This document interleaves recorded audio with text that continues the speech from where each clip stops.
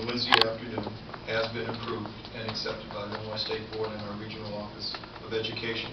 As you know, our Regional Office agreed to this from the beginning, and so there was a question that was placed before the state to find out whether or not we could do it, and the Illinois State Board has agreed that we can do it. I have the official documentation in my hands now. We are now formally forming our calendar and schedule. That will be done in conjunction with the Regional Office of Education, Dr. Brookhart's office. So we'll be working with Dr. Brookhart's team to make sure that our calendar is in place and it is according to the proposal that we've put forth. We are most optimistic that this new schedule will enhance our instruction and increase the probabilities of our students being successful. So we're very pleased with that. But I did want to let the board know that we received official notification today.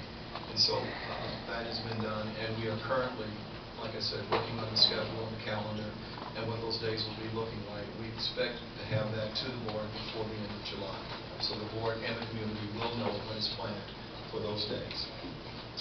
I'll entertain any questions if you have any. Okay. I think that the attendance issue really has to be addressed, and especially because it's brought up in past days. Is that something that we can really look into and target and find out what role our student coordinators play in the schools or their counselors? We have to find a way, and I think it's imperative that at the beginning of the year we need to survey the families who are going to need help, so we find a way to help them. And if they need to stay there, we have to find a way. If they can afford it, the latchkey, we have to find a way to pay for it. Whether it's after school or some other way. But I think that the half-day issue may even be a bigger, could even be a bigger deal. So we need to address that. I think that was a really good point. I don't know that we've addressed it. As much as we look at truancy, our truancy is going very well. And so I think this is just the next step that we have to pinpoint. Looking at exactly at that is find out what the data is. What are we losing for half days? What's the percentage on the half day to see? And do we need to adjust our schedule so this won't happen? The next thing is I was up in Chicago area, Crystal Lake, and was talking with a family friend who said that they live by Island Lake, Illinois, or they teach at Island Lake, Illinois, and they were at a middle school, and they said, after a conversation about a certain schedule, said that they've had late Fridays for about 10 years now. They also have their own personal threats and economic threats. Ideas would be great, and this is just how it is. And when you do travel, you find out more people saying that these things are the cases. What we need to do is we can't afford it right now. Everybody comes up with ideas on how to put it in right now.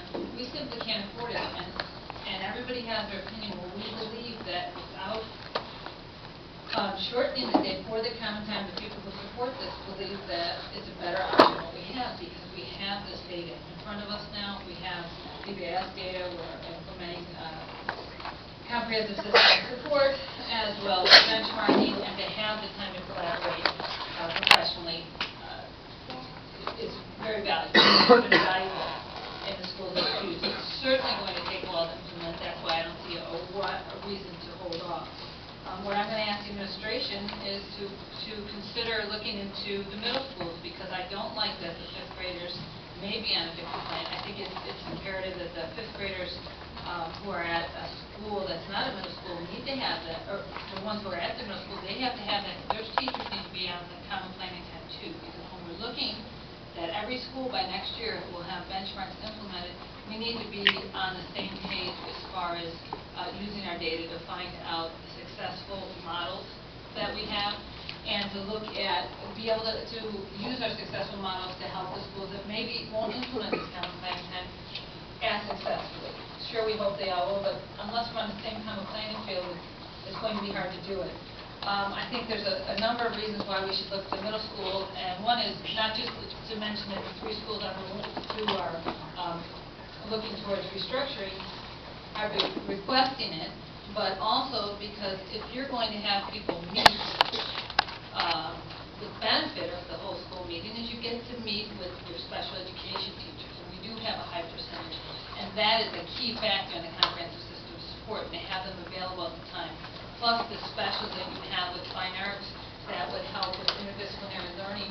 But all of that goes with how we use data to look at behavior. Because when we have a comprehensive system of support, it is not simply for student achievement, it also tracks behavior and uses the data to approach the students in their whole entire environment and their well-being. And many times, just like at home, at different situations, one parent handles something differently. It's the same thing with teachers. There are some teachers that have a way of getting to a child, inspiring a child, that may be helped if they're through collaboration, and that is helped. And these are just things that they're stressed, but there's many more things to meet about. And the quality teaching time is a factor, because I believe it will be quality if we have the right professional development and we use the common planning in the way that it's meant to be used.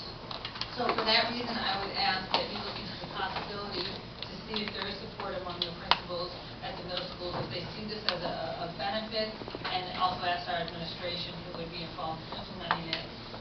And that doesn't even touch on the fact of our extracurricular activities. We want to be able to have all our kids being able to participate equally across the district, and to be having a schedule such as baseball, basketball.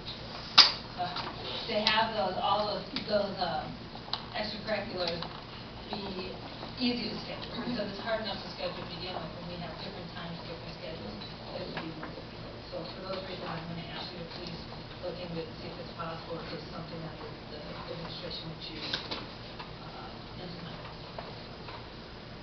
Dr. Lawrence, I can't speak to the very first part of Mrs. Spangler's request as far as attendance. We have information now in regards to the program that we're putting together as far as the early release on Wednesdays as to how that might look and what will be done on those days. I will tell you that we have made formal contact with the university that will do an outside monitoring and evaluation of our effort. So we'll have an outside objective entity looking at the effectiveness of what we're planning, and I'm sure that attendance will be a part of that. The person that will be leading this particular team from the university is a well-respected individual in her field and has a great history of doing research and collecting data. So that's already been arranged. Maybe attendance, why don't you want to mention that, to address the attendance issue? Well, she will. In other words, that will be a part of the evaluation and the progress as far as attendance. I'm sure that will be a part of the evaluation as far as monitoring as to what's taking place and reporting out to the administration and to the board. Mrs. Ross. I think many of the questions that have surfaced, I believe many of the questions that have surfaced was in the absence of a plan. And frankly, I don't even know why I supported it with the absence of a plan. But I had spoken with principals, and teachers had emailed me in support of the common planning time. And I believe we gave the latitude for 60 to 90 minutes.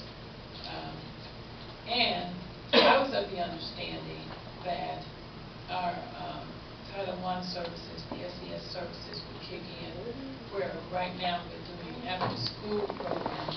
We would then bring them in that time on Wednesday.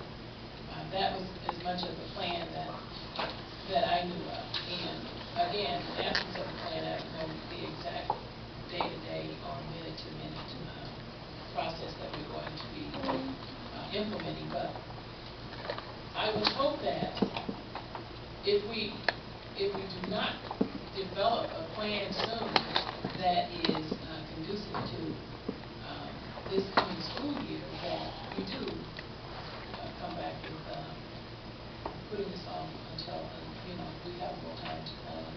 But again, I think in absence of a plan is why we have all these questions, because nobody can see the plan and see just exactly what we're going to be doing. But again, it was my understanding that that time on Wednesdays would be enhanced with the programs that were provided by Title I, especially the Title I schools, and most of the schools that we're talking about Title I. Mrs. Ross, I would respond by telling you we're well on our way in regards to completion of the usage